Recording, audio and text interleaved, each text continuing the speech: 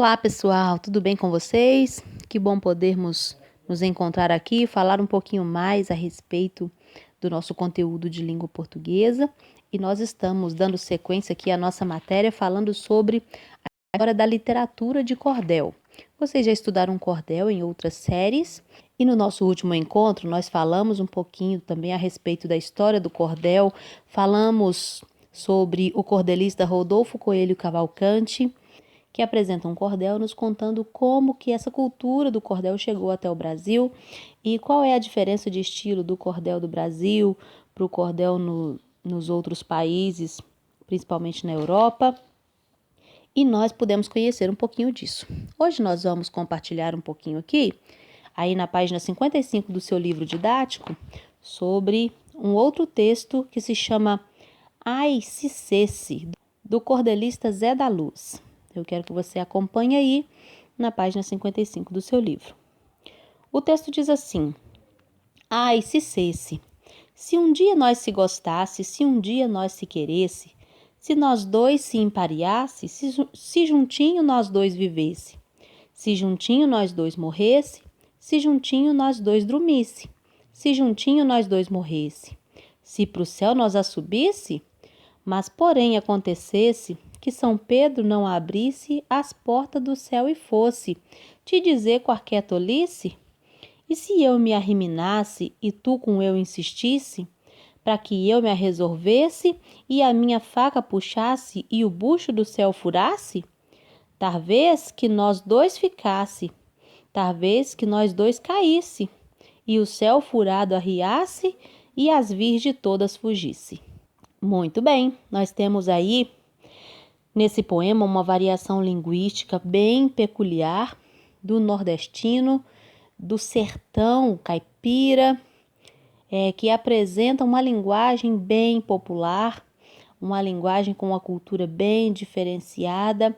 Ele traz uma linguagem bem simples, daquele interiorano, com pouco estudo, com pouco conhecimento da norma padrão da língua portuguesa, mas ele usa o vocabulário que ele tem para expressar o seu sentimento, para expressar o seu amor e as suas dúvidas, as suas inseguranças também com relação à vida.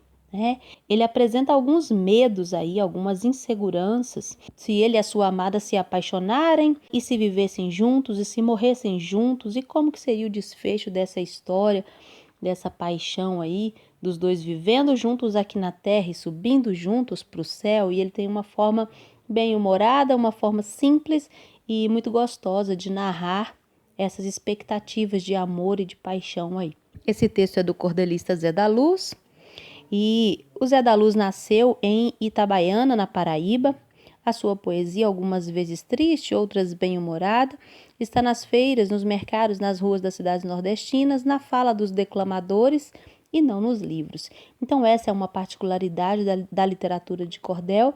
Ela não é impressa nos livros, ela é difundida e divulgada nos folhetins, nos cordéis, nesses pequenos folhetos expostos, pendurados nas feiras, nos mercados, nas ruas das cidades.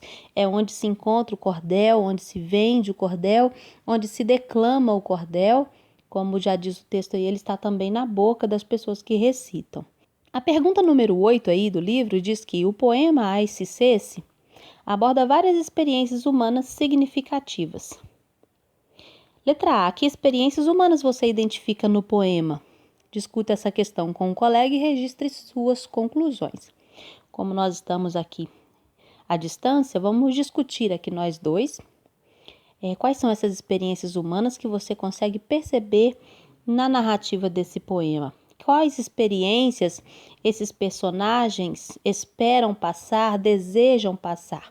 Eu já disse um pouquinho disso aqui, A experiência de projetar o futuro, de sentir as emoções do amor, da paixão, de viver juntos, talvez o casamento, dormir juntos, morarem juntos e também morressem juntos, envelhecessem juntos, desfrutassem de uma vida juntos e depois fossem juntos se encontrar também numa outra vida. Então, essas experiências são retratadas aí no decorrer do texto. Na letra B, o poema expressa experiências humanas por meio de uma história. Que história é essa? Qual é a história que é narrada nesse poema? É uma história de amor. Um amor que não é um amor real que aconteceu, uma história já vivida, mas é uma história imaginária, apenas um sonho. Ele pergunta, já imaginou se nós um dia nos apaixonássemos, se nós vivêssemos juntos, se nós morássemos juntos? Então ele parte de um desejo, é apenas um sonho do poeta, um desejo de, quem sabe, ter vivido esse amor, de poder viver essa história. Então é uma história de amor que não aconteceu, ela está apenas no campo dos desejos e dos sonhos. Virando aqui na página 56, nós temos aqui uma ideia de linha do tempo que pode ser construída a partir desse poema, já que a narrativa ela fala de uma evolução de casos e de processos que envolvem um romance, que envolvem um relacionamento. Então a ideia aí é você construir uma linha do tempo imaginária, obviamente, determinando a localização no tempo para essas ações que, porventura, poderiam acontecer. No cantinho aqui da página, nesse quadrinho escrito Linha do Tempo, você tem um modelinho de linha do tempo que começa aí em 1995, 2000, 2005, 2010, ela vai pulando de 5 em 5 anos. É só um modelo para que você possa se inspirar para fazer a sua linha do tempo, mas você pode criá-la da maneira que você quiser, use a sua criatividade. Pode fazer colorida, pode fazer vertical, pode fazer horizontal, do jeito como você pretender. Mas você vai colocar que dados nessa linha do tempo? Qual é a evolução de situações que ocorrem na vida desses personagens? Tudo começa no encontro, ok? Quando o nosso poema diz assim, se um dia nós se gostasse. Para eles se gostassem, eles têm que se encontrar e então se apaixonar. Então começa no encontro, depois vem o namoro, depois do namoro eles vão morar juntos, depois de morar junto ali do casamento, a morte. Depois que morrerem, o que é que acontece com eles? Eles sobem para o céu. Chegando no céu, acontece mais um novo fato, eles são recusados por São Pedro, e aí, depois dessa recusa, a moça instiga o rapaz para que ele reaja, faça alguma coisa, e aí na reação ele puxa sua faca e corta ali, rasga o bucho do céu, a barriga do céu, e faz com que todo o céu desabe e até as virgens do céu também fujam, escapem todas. Então você vai criar uma linha sequencial com todos esses fatos aí que nós dissemos. A próxima atividade aí vai falar a respeito da linguagem do cordel. E o quadrinho aí do lado diz assim: o cordel apresenta marcas da linguagem popular falada, em que há alteração de palavras por acréscimos de fonemas, como o exemplo tolice no lugar de tolice, a alteração de palavras por eliminação de fonemas finais, elimina sons, como virge no lugar de virgens, e o desvio da concordância verbal se no lugar de se fosse, nós se gostasse no lugar de nós nos gostássemos. Essas características têm o sabor e a originalidade da língua do interior, das terras nordestinas, o sertão. É aquilo que eu disse para vocês na nossa leitura lá do cordel. O dialeto utilizado, a variação linguística utilizada, ela é peculiar do interior do sertão nordestino e traz essas características aí, como a eliminação de alguns fonemas ou acrescentamento de alguns fonemas, é bem característico do sotaque desse sertão nordestino. A questão número 9 diz: ai se esse título do poema indica um desejo de que algo se realize. Reescreva os 3 primeiros versos, revelando um desejo seu de que algo aconteça. Essa é uma hora que você vai iniciar o seu próprio poema.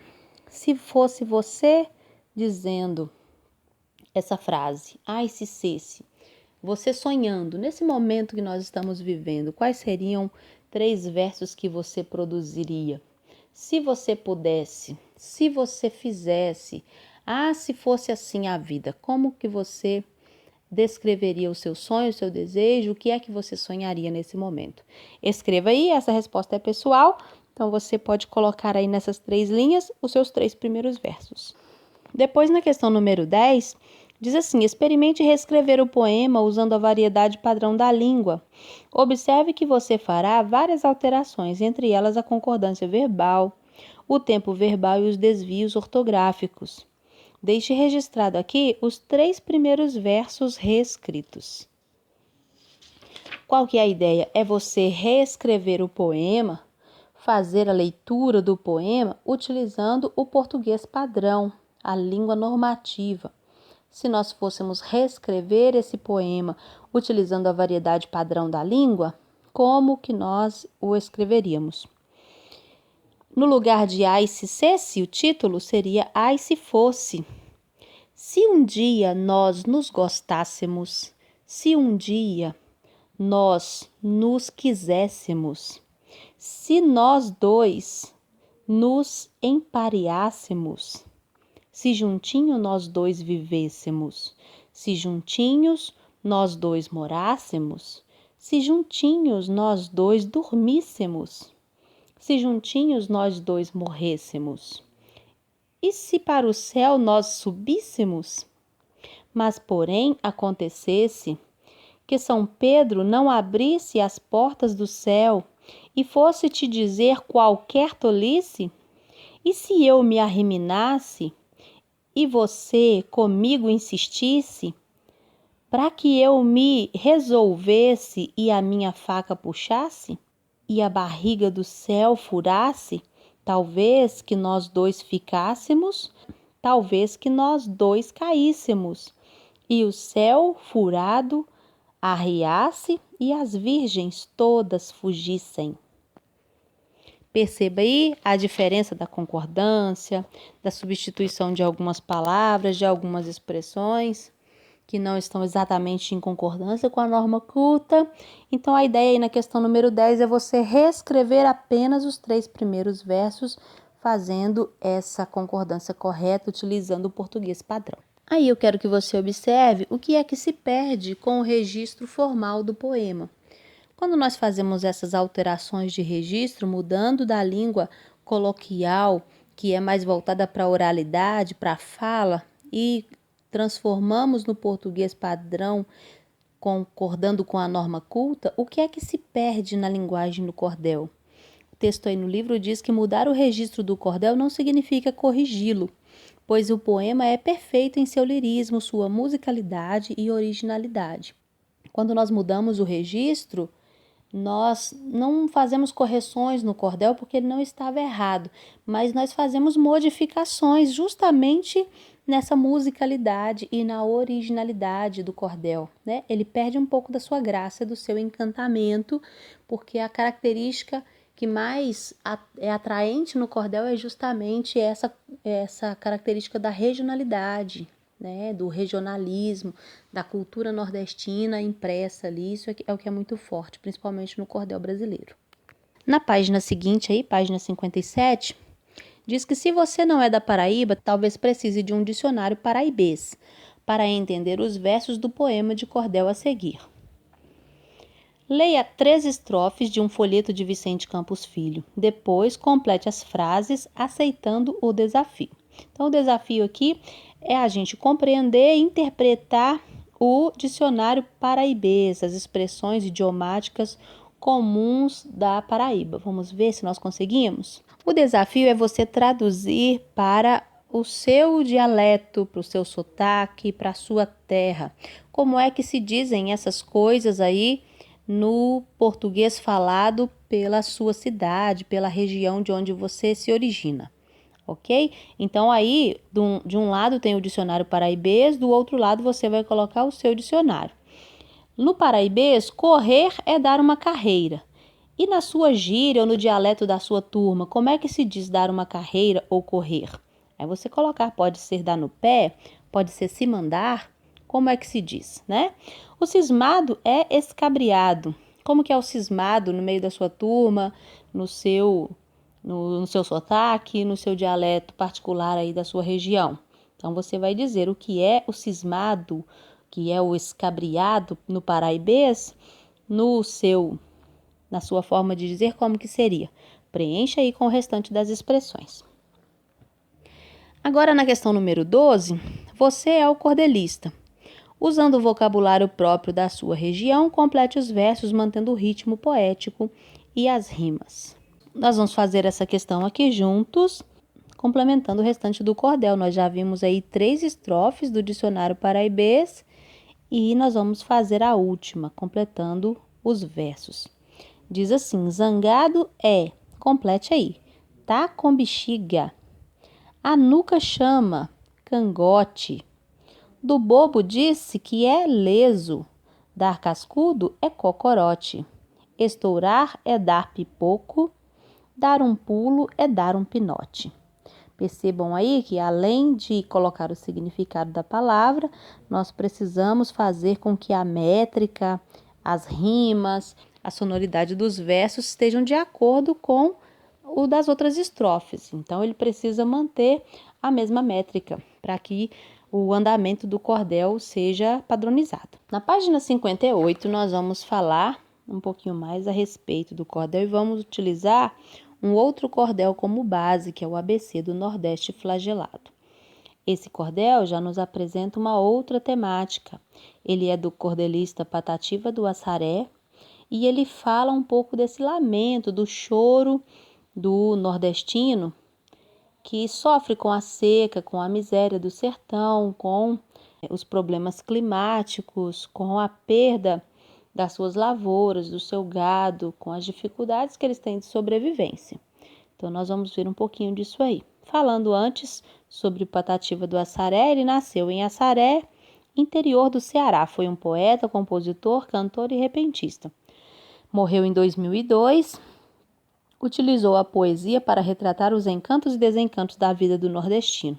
Sua obra não ficou restrita ao Brasil, foi traduzida para outros idiomas e leitores de diferentes países e passaram a conhecer a cultura popular do nosso povo. Sua obra não ficou restrita ao Brasil, foi traduzida para outros idiomas e leitores de diferentes países passaram a conhecer a cultura popular do nosso povo. Então, ele foi um grande difusor aí do cordel em outros países, não se prendeu apenas ao território brasileiro.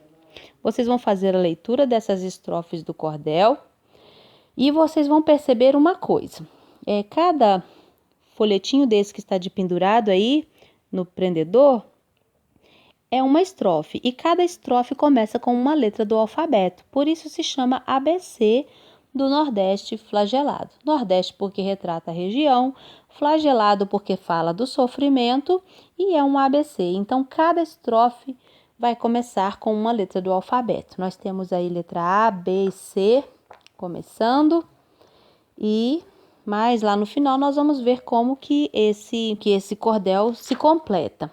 No livro aqui nós não temos todo o texto, mas você pode pesquisar na internet aí que você vai encontrar o poema completo para que você tenha conhecimento, se você quiser saber mais a respeito, quiser apreciar a leitura do cordel inteiro. Faça isso, vai ser muito bacana.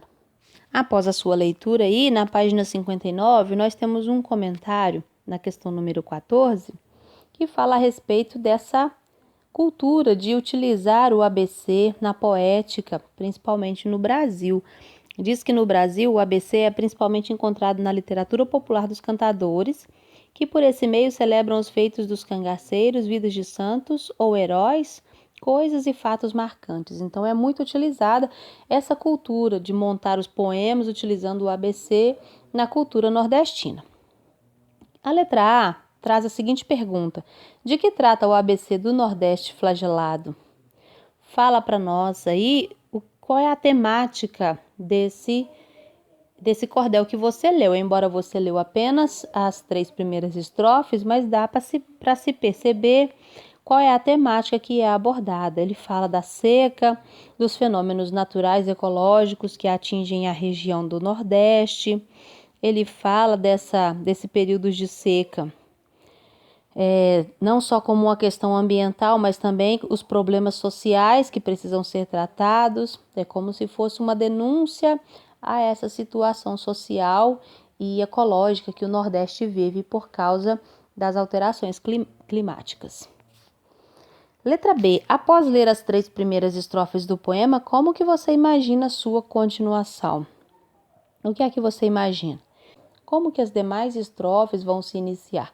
Provavelmente com as demais letras do alfabeto e mantendo a mesma temática, né? É o que se espera, porque o título do cordel é o ABC do Nordeste flagelado, então ele provavelmente terá todas as outras estrofes iniciando com as letras do alfabeto e vai trabalhar essa temática do flagelo e do sofrimento do Nordeste. A questão número 15 diz assim: assinale os efeitos de sentido decorrentes da escolha da forma ABC para versejar. A primeira alternativa, facilitar a memorização dos versos.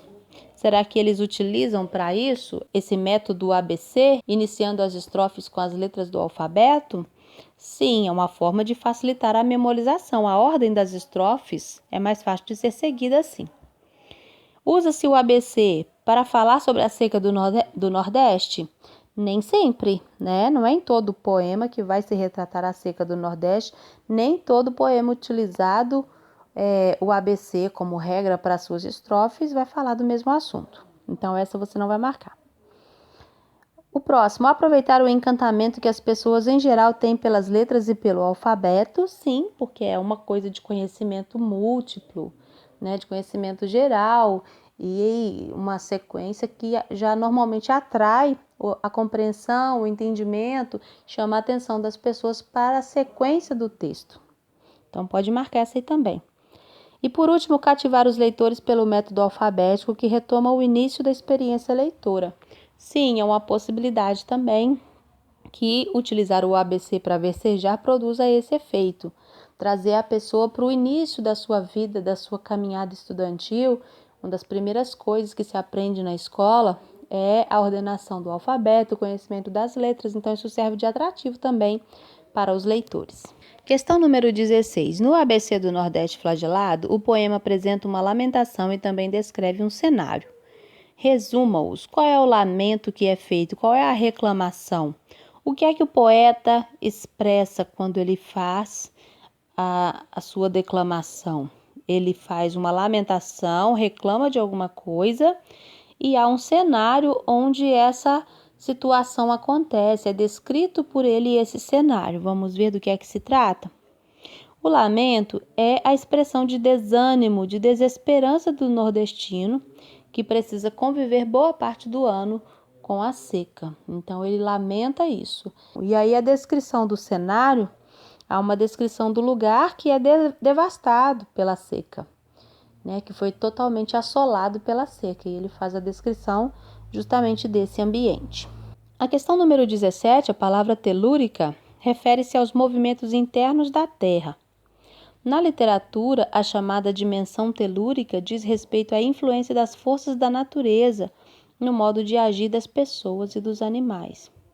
Em que estrofes você percebe o modo telúrico do poema? Em quais estrofes dessas que você leu, você percebe esse modo telúrica, essa influência das forças da natureza no comportamento das pessoas e dos animais? Está em alguma estrofe específica? Não, está nas 3 estrofes que você leu, né? Porque todas elas falam da falta de chuva e das consequências tanto para as pessoas quanto para o ambiente. Então, ele vai ser retratado, esse comportamento aí, nas três estrofes que nós lemos. Na página 60, nós temos aqui a questão número 18. Releia a terceira estrofe para analisar alguns recursos poéticos.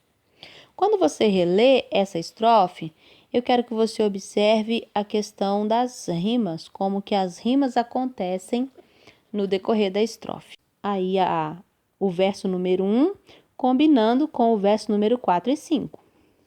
Na sequência, nós temos já uma finalização diferente. Vagando, sempre vagando, termina então com ando, para se provocar a rima. Quem estiver reparando, combina também.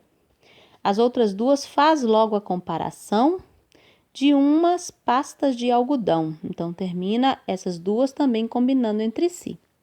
E a última, que o vento vai carregando, é uma rima que combina com os versos anteriores aí, vagando e reparando. Então, eu quero que você observe essa combinação que na nossa estrutura de versos, As rimas ficaram assim, olha, contando do primeiro verso para baixo. A, B, B, A, C, C, D, D, C. Para cada verso, nós demos uma letra para combinação. E aí, conforme eles foram se repetindo as terminações no final, nós mantivemos a mesma classificação. Na letra A, a pergunta é a seguinte: quantos versos compõem essa estrofe? Ele contém 10 versos. Se contém 10 versos, nós chamamos de uma décima, ok? Na letra B, localize as rimas da estrofe C, utilizando lápis de cor para indicá-las. É isso que nós fizemos na leitura anterior e você vai fazer aí agora indicando com o lápis de cor. Coloque cores diferentes para as combinações. Espaço combina com fracasso e pedaço. Lençol combina com sol. Vagando combina com reparando e carregando. E comparação combina com algodão. Então, utilize cor diferente para cada combinação, colora o verso inteiro com cores diferentes para que você possa diferenciar como que essa combinação acontece. Na letra C, copie os 3 primeiros versos e indique o número de sílabas poéticas de cada um deles. Você vai perceber que cada verso possui 7 sílabas. E nós vamos falar um pouquinho a respeito dessas sílabas agora e dessa divisão silábica dos versos no poema de cordel. No quadrinho do lado aí, nós temos a sílaba poética. Sílaba poética ou sílaba métrica é cada uma das sílabas que compõem os versos de um poema. Essas sílabas nem sempre correspondem às sílabas gramaticais. Vocês vão perceber que não é a divisão silábica de acordo com a gramática, mas de acordo com a sonoridade, com a métrica do poema. Para fazer essa divisão silábica, nós precisamos respeitar o ritmo do verso, que é a nossa dica aí, ó. Unindo as vogais que estejam em sílabas ou palavras diferentes. Termine a contagem das sílabas na última sílaba tônica, que é a sílaba forte do verso. Então, a última sílaba a ser contada no verso é sempre a última sílaba tônica. Pode ser que ela não seja a última sílaba do verso, mas ela é a última mais forte, a tônica, então é ali que a contagem do nosso verso se encerra, mesmo que haja uma sílaba depois, ok?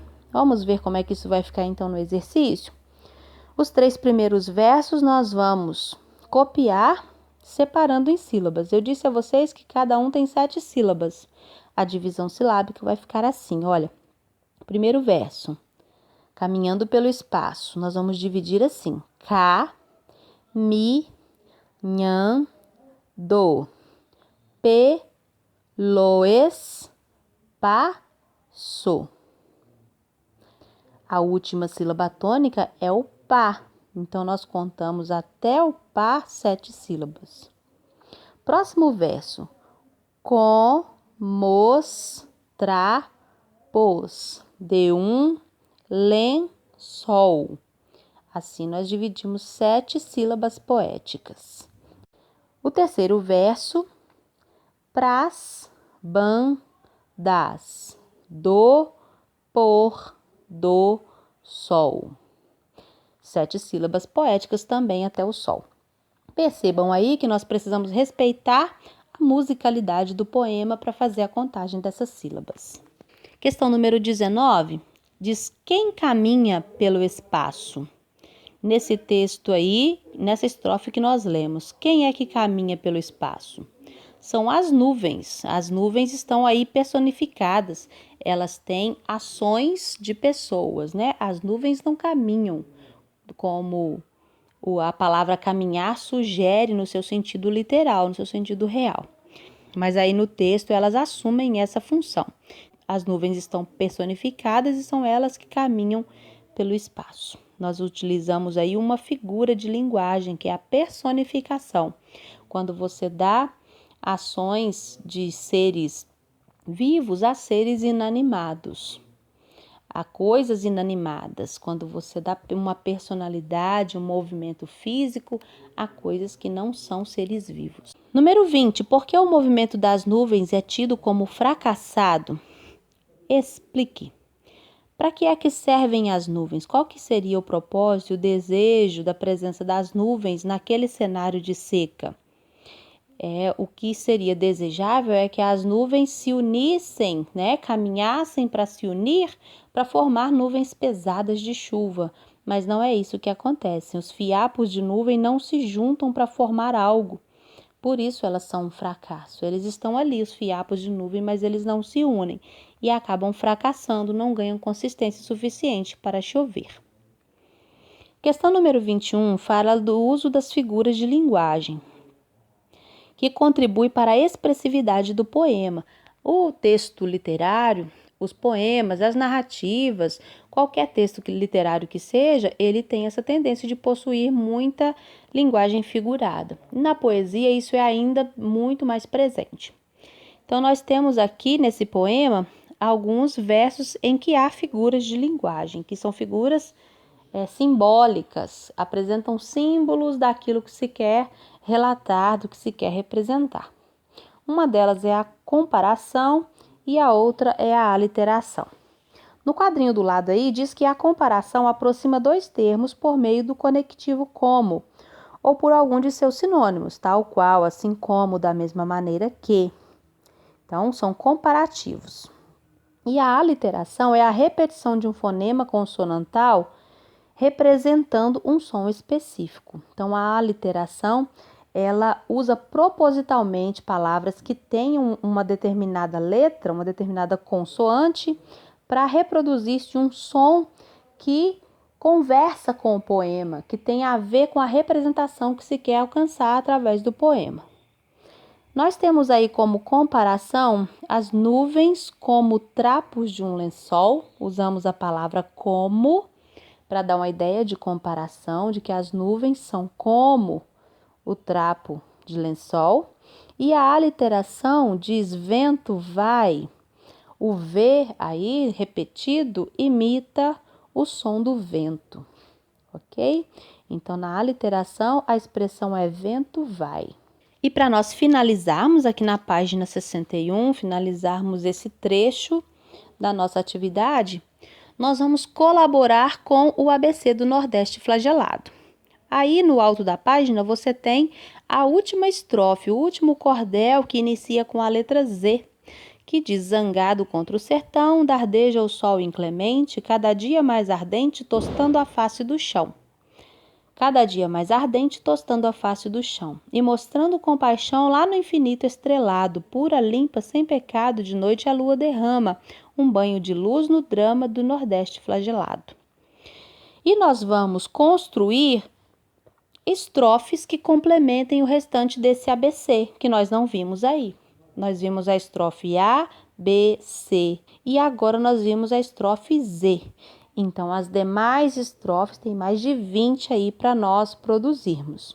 Então, o que que nós vamos fazer? Nós vamos sortear uma letra do alfabeto para cada um de vocês, para cada aluno da turma, e cada aluno vai produzir uma estrofe contendo a mesma quantidade de versos, que são 10 versos, e relatando o mesmo tema, que é o Nordeste flagelado. Vai falar da seca, do sofrimento do nordestino, da escassez de recursos, das diferenças sociais, do sofrimento desse povo, ok? E vocês devem produzir mantendo a mesma estrutura, que são os 10 versos e os versos com 7 sílabas. Então, na hora de produzir, lembrem também da combinação das rimas. Olha aquela estrofe da letra C que vocês coloriram, combinando as palavras espaço com fracasso e pedaço, lençol combinando com sol. Aquela mesma ordem de rimas precisa ser seguida também para que haja essa combinação.